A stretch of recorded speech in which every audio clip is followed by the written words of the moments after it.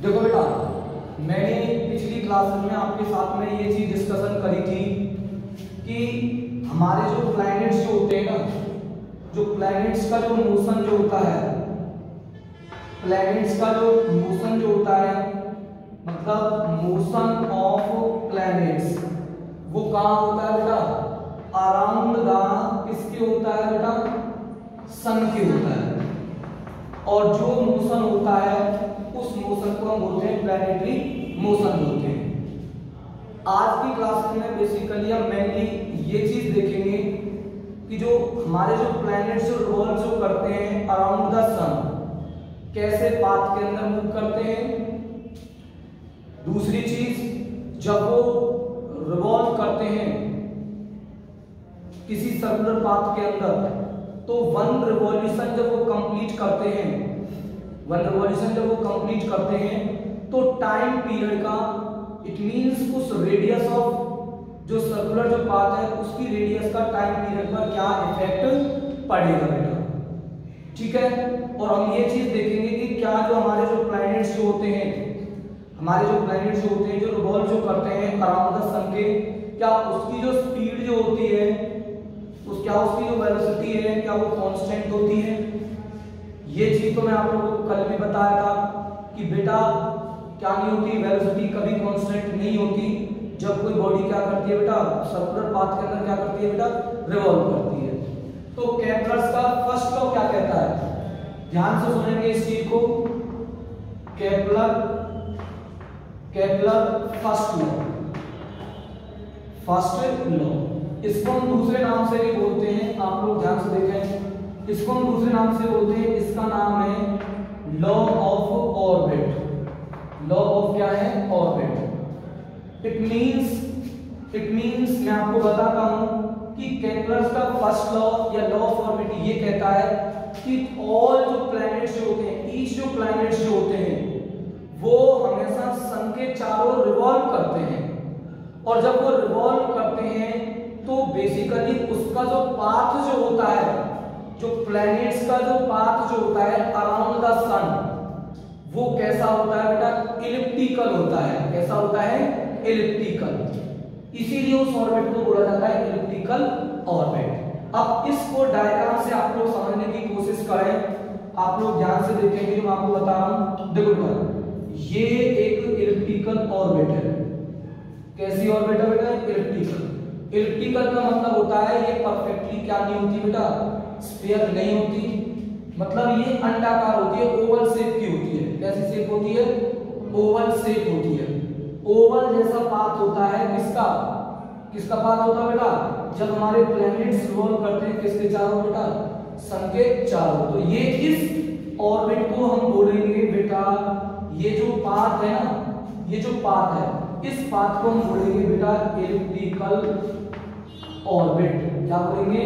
Elliptical orbit बोलेंगे। अब इस इलिप्टिकल जो ऑर्बिट जो होती है, इसके अंदर बेटा दो पोजीशंस हम कंसीडर करके चलते हैं सन की। एक तो हम बोलते हैं ये वाली पोजीशन बोलते हैं जिसको हम F1 मानते हैं, और इस वाली पोजीशन को हम क्या बोलते हैं बेटा? F2 बोलते हैं। क्या बोलते हैं? F2। केपलर्स ने ये चीज बताई कि जो सन जो होता है ना, दो फोकी में से केवल एक ही फोकी पर क्या होता है बेटा? प्रेजेंट होता है। Out of two foci the position of sun at one time only there is a one position of the sun. मान लेते हैं कि ये फोकी है। फोकी का मतलब क्या होता है? फोकी का मतलब होता है position of sun. Position of क्या है बेटा? सन। तो यहां पर मान लीजिए सन है, इस पोजीशन पर प्रेजेंट है सन।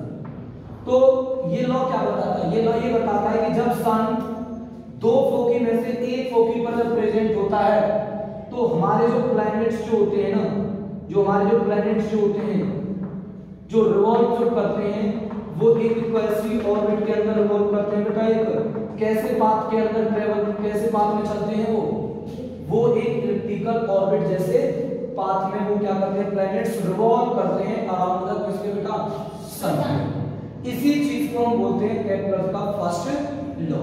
तो बड़ा सिंपल सा तो है कि एवरी जो प्लैनेट्स हैं, every planets revolve around the sun, revolve around the sun in elliptical orbit, in elliptical orbit बोलते हैं। क्या बोलते हैं? elliptical orbit। ऑर्बिट का मतलब मैं आप लोगों को समझा चुका हूं। ऑर्बिट जो होती है ना वो क्लोज होती है। कैसी होती है? क्लोज। मतलब एक कंप्लीट पाथ होता है। कैसा पाथ होता है बेटा? कंप्लीट पाथ होता है। और जो कंप्लीट जो पाथ है ना वो बेसिकली एक ओवल शेप का होता है। ऐसा होता है बेटा? ओवल शेप का। उस पाथ को, सच टाइप ऑफ पाथ को हम बोलते हैं, क्या बोलते हैं बेटा? एलिप्टिकल ऑर्बिट बोलते हैं। Every planet revolve around the sun in elliptical orbit in such a way that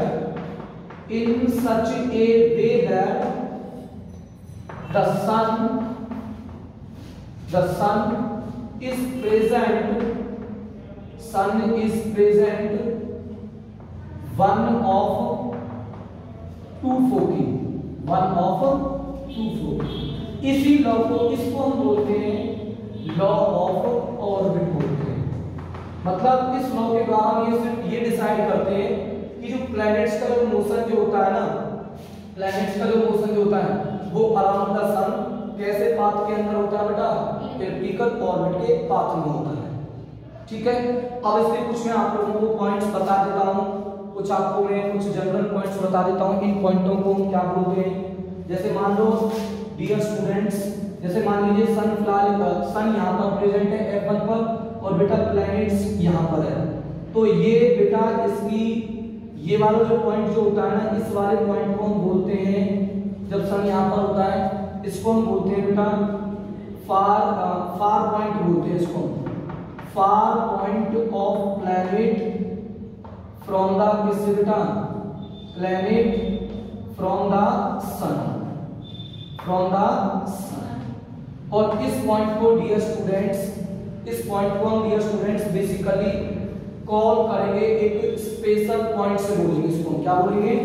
special point बोलते हैं और इसका नाम है पेरीहेलियन बोलते हैं। इसको क्या बोलते हैं? पेरीहेलियन बोलते हैं। क्या बोलते हैं? पेरीहेलियन, हेलियन बोलते हैं इसको, पेरीहेलियन। और जब अगर मान लो प्लैनेट रिवॉल्व कर रहा है around the such a way that, तो ये वाला जो पॉइंट जो होगा ना बेटा, ये वाला जो पॉइंट जो होगा, ये कौन सा पॉइंट होगा बेटा? नियरेस्ट पॉइंट होगा। कौन सा पॉइंट होगा? Nearest point. और इस पॉइंट को बेसिकली बोला जाएगा कि ये वाला जो पॉइंट जो होता है ना, इसको हम बोलते हैं एफिलॉन बोलते हैं। इसको क्या बोलते हैं? एफिलॉन बोलते हैं। एफिलॉन बोलते हैं। क्या बोलते हैं? एफिलॉन पॉइंट बोलते हैं इसको। और इसको हम क्या बोलते हैं बेटा? पेरीहेलियन को क्या बोलते हैं बेटा? इसको हम बोलते हैं far point of the planet from the sun. तो उस पर्टिकुलर पोजीशन को हम पेरीहेलियन बोलते हैं, जहां पर जो प्लैनेट जो होता है वो सन से सबसे ज्यादा क्या होता है बेटा? दूरी पर होता है, पेरीहेलियन। और इसको क्या बोलते हैं बेटा? एफिलियन पॉइंट बोलते हैं, जो सबसे क्या होता है? नियरेस्ट पॉइंट होता है। ठीक है। दूसरी चीज मैं आपको बता देता हूं इलिप्टिकल ऑर्बिट के बारे में कि बेटा जैसे मान लो ये इलिप्टिकल ऑर्बिट है। क्या बेटा? ये इलिप्टिकल ऑर्बिट है। तो ये वाली जो एक्सिस जो होती है ना, ये एक्सिस, एक ये एक्सिस है और एक एक्सिस इस तरीके से जो पास जो कर रही है। इन एक्सिस को बेसिकली डियर स्टूडेंट्स हम एक पर्टिकुलर नाम बोला करेंगे, आप लोग ध्यान से सुनेंगे। इस वाली एक्सिस को डियर स्टूडेंट्स हम बोलेंगे मेजर एक्सिस बोलेंगे। क्या बोलेंगे? मेजर एक्सिस बोलेंगे इसको। और इस वाली एक्सिस को बोलेंगे डियर स्टूडेंट्स हम क्या बोलेंगे? माइनर एक्सिस बोलेंगे। कौन सी एक्सिस बोलेंगे? माइनर एक्सिस बोलेंगे। ये वाली कौन सी एक्सिस? Major axis. और इस वाली एक्सिस को हम क्या बोलेंगे बेटा? Minor axis. इट मींस इसको क्या बोलेंगे? इस वाली को हम क्या बोलेंगे? इस वाले को हम क्या बोलेंगे? इस वाले को यहां से यहां तक ये पर्टिकुलर है ना, इसको हम क्या बोलेंगे? इसको हम बोलेंगे semi major axis. Semi major axis बोलेंगे।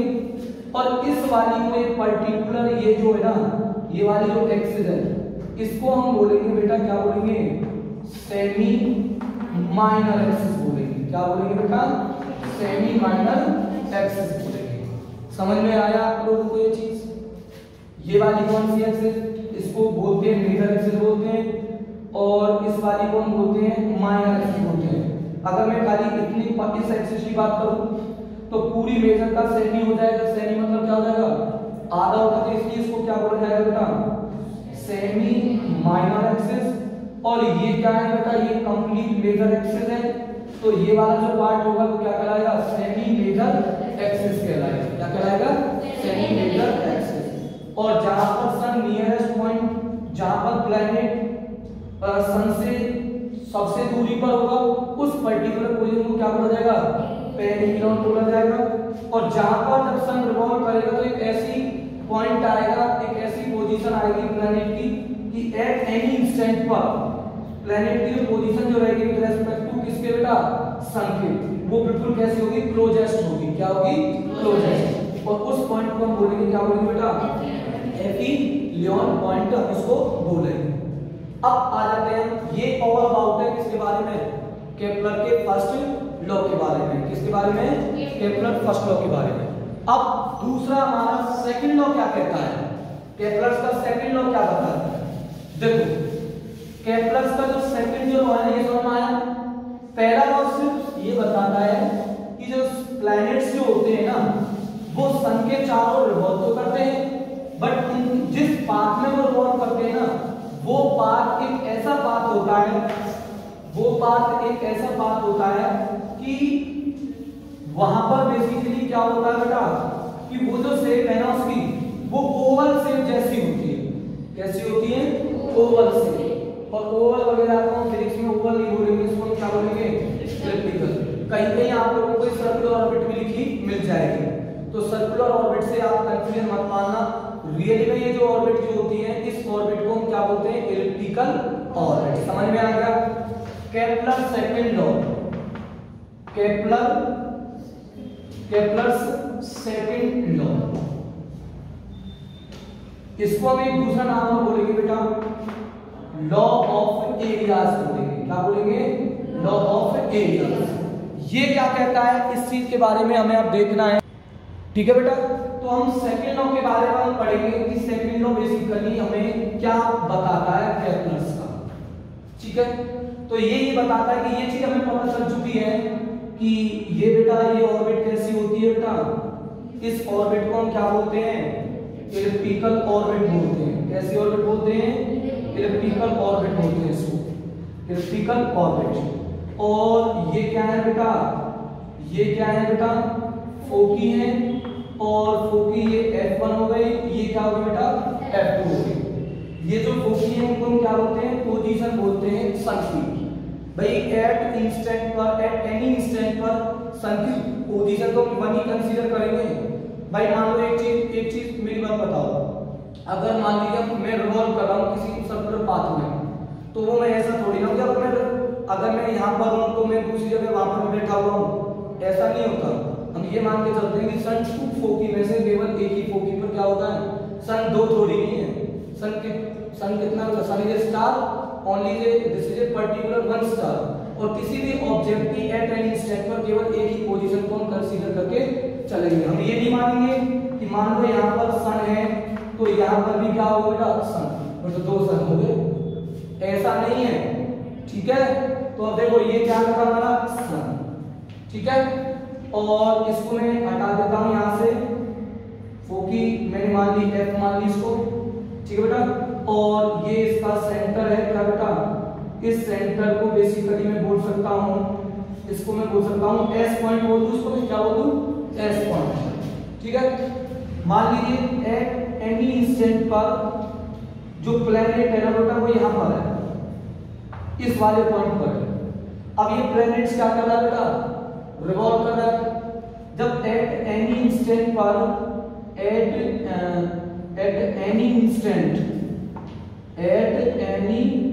Instant of time the sun is, the planet is here, earth हो सकती है, कोई भी जो आपको पता है प्लैनेट्स के लिए, जुपिटर हो सकता है, मार्स हो सकता है, ठीक है बेटा। तो जब मान लो एट एनी इंस्टेंट पर सन यहाँ पर है तो सन से उसकी पोजीशन क्या होगी बेटा, उसकी डिस्टेंस, ये उनके बेटा उनके क्या क्या ये लाइन क्या बोलेंगे, इस लाइन को हम बोलेंगे, नहीं ये नहीं बोलना, इस लाइन को हम बोलेंगे बेटा this is a line which is this is a line joining planet to the sun, planet to the sun.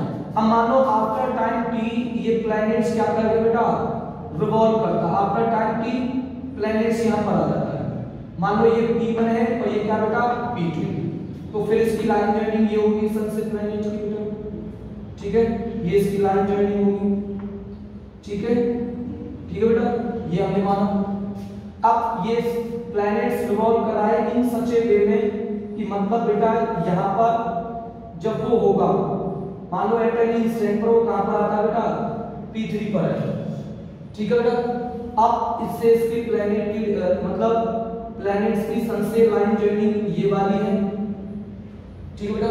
अब आफ्टर टाइम टी मतलब मान लो कि ये आफ्टर टाइम टी है, after time T the position of the sun is P1 to P2 in same time at an instant हमने माना P3, तो in same time P1 to P2 in same time P1 to P3 to P4 sun यहां पर आ जाता है, ठीक है बेटा, यहां पर होता है, ठीक है। तो ये क्या होगा P4। मैं ये कहना चाह रहा हूं आप लोगों से कि मान लो एट एन इंस्टेंट पर सन प्लैनेट्स कहां है, इस वाले पॉइंट पर है, ठीक है। उसकी सन से लाइन जॉइनिंग ये मैंने दिखा दी, रिप्रेजेंट कर दी कि सन से जो प्लैनेट्स हैं उसकी जो लाइन जॉइनिंग है ये वाली है, और eight any instant of time T पर उसकी पोजीशन क्या है P1। अब ये रिवॉल्व कर रहा है तो आफ्टर टाइम टी मैंने क्या देगा, सन की पोजीशन चेंज होगी, सन की पोजीशन की प्लैनेट की पोजीशन क्या होगी चेंज होगी। अब प्लैनेट्स की पोजीशन चेंज हुई आफ्टर टाइम टी, और ये उसकी क्या बेटा जब न्यू पोजीशन है ये इसकी सन टू प्लैनेट्स की क्या बेटा एक लाइन जॉइनिंग कर दी हमने इसकी। अब मैंने क्या करा, मैंने ये चीज देखी, मैंने रिवॉल्व कर रहा है, क्या कर रहा है रिवॉल्व। मान लो एट एनी इंस्टेंट पर सन की पोजीशन क्या है, सॉरी प्लैनेट्स की पोजीशन क्या है रेस्पेक्ट टू सन P3 है, और ये उनकी क्या बेटा लाइन जॉइनिंग है, उसकी क्या है लाइन जॉइनिंग। जितना टाइम P1 से P2 लगा उतना ही टाइम मैंने P1 से कंसीडर किया और मैंने देखा कि सन की पोजीशन कहां होगी बेटा P4 हो गई, क्या होगी P4। ये भी कैसा टाइम है बेटा T टाइम है, मतलब टाइम कैसा है, मतलब P1 to P2 अगर टाइम T है तो बेटा P3 से P4 का टाइम T कितना है बेटा T है। तो ये क्या चीज रिप्रेजेंट कर रही है। अब आते हैं लॉज पर। लॉज क्या कहता है, ये तो मैंने जनरल बताया। लॉज क्या कहता है, लॉज ये कहता है कि जब कोई प्लैनेट्स रिवॉल्व करता है अराउंड द सन के, जब कोई प्लैनेट्स रिवॉल्व करता है अराउंड द सन के, तो वो गिवन टाइम में मान लो P1 से P2 जाता है, तो ये क्या स्वीप करता है बेटा, एक ये बेसिकली बेटा क्या स्वीप करता है, एक एरिया स्वीप करता है। क्या स्वीप करता है बेटा, एक एरिया स्वीप करता है।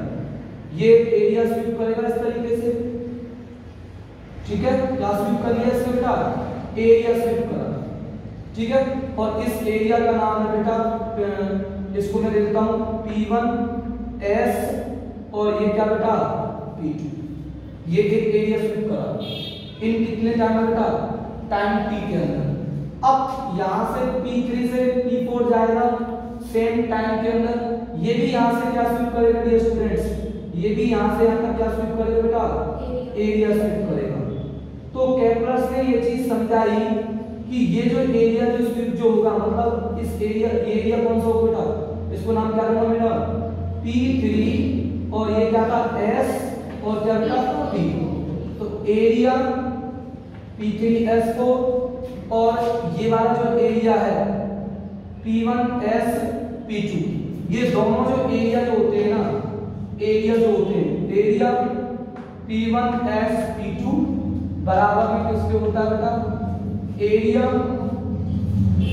कौन सा बेटा P3S P4। इसी चीज चीज को बोला गया, इसी चीज को हम बोलते हैं केपलर सेकंड लॉ बोलते हैं। अब कहेंगे सर ऐसे कैसे हो सकता है, लॉ कैसे, मतलब ये एरिया कैसे सेम हो जाएगा। अब इस चीज को मैं आप लोगों को समझाऊंगा, आप लोग इस चीज को समझेंगे, बट मैंने जो आप लोगों को बताया है केपलर्स का सेकंड लॉ, ये केपलर्स का सेकंड लॉ क्या बता रहा है, केपलर्स का सेकंड लॉ क्या कह रहा है, केपलर्स का सेकंड लॉ ये कह रहा है कि each planet revolve around the sun, each planet revolve around the sun in such a way that, in such a way that the line joining planet to the sun sweeps equal areas in equal interval of time, that is known as the Kepler's second law बोलते हैं। क्या बोलते हैं, Kepler second law. तो कल की classes में हम केपलर थर्ड लॉ के बारे में डिस्कस करेंगे बेटा। जय हिंद, जय भारत।